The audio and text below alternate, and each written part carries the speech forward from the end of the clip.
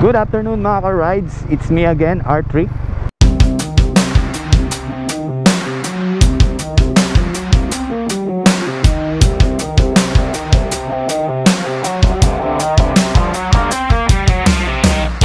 Welcome ulit sa aking page. So by the way mga ka-rides, kamusta kayo? So start na naman ng aking pagbabiyahe kay Move It. So welcome back sa akin.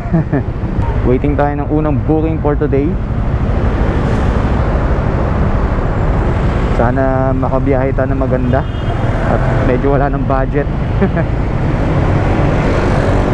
So medyo nakaka-recover na. Tinamaan kasi tayo ng trangkaso ng mga nakarang araw, kaya ngayon na lang ulit nakapagbiyahe.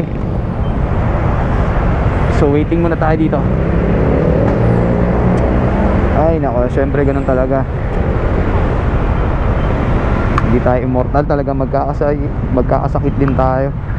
Kaya sabi nung katawan pahinga ka muna. Ayaw ko magpahinga. Kaya yan, nagkusa na siya. Binigyan niya na tayo ng sakit. Okay lang yan. So yun mga ka-rides, update ko kayo pag mayroon na akong booking na nakuha. Alright? So ito na, may pumasok ng booking. Unang booking natin for today. Malapit lang ang pick up location. So ito na yung pick up location nya. Alright, arrive na natin. Ang drop off nya ay sa may Talipapa, Caloocan. JC. Good afternoon sir. So nandito na yung ating pasahero. 6.5 km ang travel distance sa amin. Papunta sa kanyang drop off. So proceed na kami. O yan mga ka-rides, biyahe na kami. Update na lang pag nasa drop off na. Okay, drop off location. Ayan po, 97 po. Ay, thank you. Alright, thank you Lord. Safe ang aming biyahe. So yan mga ka-rides, drop na ang ating unang pasahero. So napaka-smooth lang ng aming biyahe. Although medyo traffic sa Quirino, pero carry lang. So yun, hanap na ulit ng pangalawang pasahero. So update ko kayo mga ka-rides pag meron na ulit. So pinasukan na tayo ng booking again mga ka-rides. So malapit lang ang pick up location. Buti nag-antay lang ako dito sa may kanto, sa last drop ko. Ang drop off na itong ating pasahero ay sa may SM Mesa, sa may Aurora Boulevard, Araneta Aurora Boulevard. So medyo malayo-layo konti. Siyempre goods yun, lalo na naka-cash pa siya. Although naka-promo, pero okay lang yun. Importante meron tayong pang top up at meron tayong pang gas. Alright, so dito na pick up location. Ay ma'am, ito po.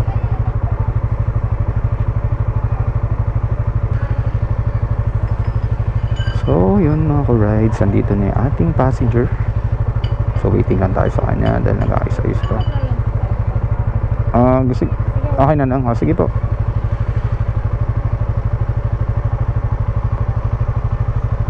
Opo, sabihin niyo pag okay na ma'am. Okay, that's G. So yun mga ka-rides, on the way na kami ni ma'am sa kanyang drop off. 12.6 km ang aming biyahe. So keep us safe Lord.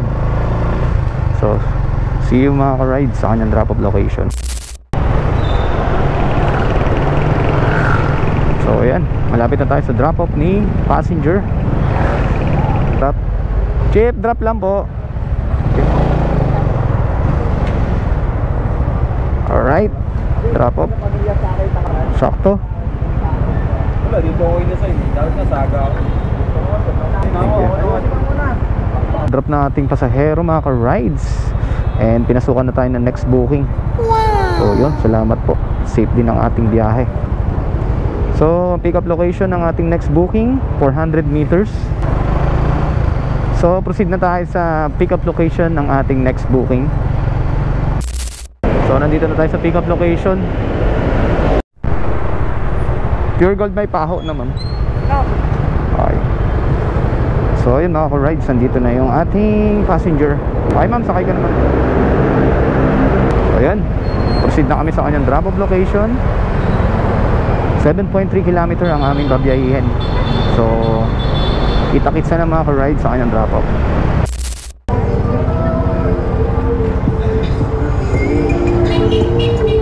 Okay na po. Thank you. Okay. So yun mga ka-rides, na-drop na natin ang ating pasahero dito sa may Paho, Caloocan. So yun, hanap na tayo ng next passenger. So grabe no, napakaraming e-bike talaga dito sa may Paho.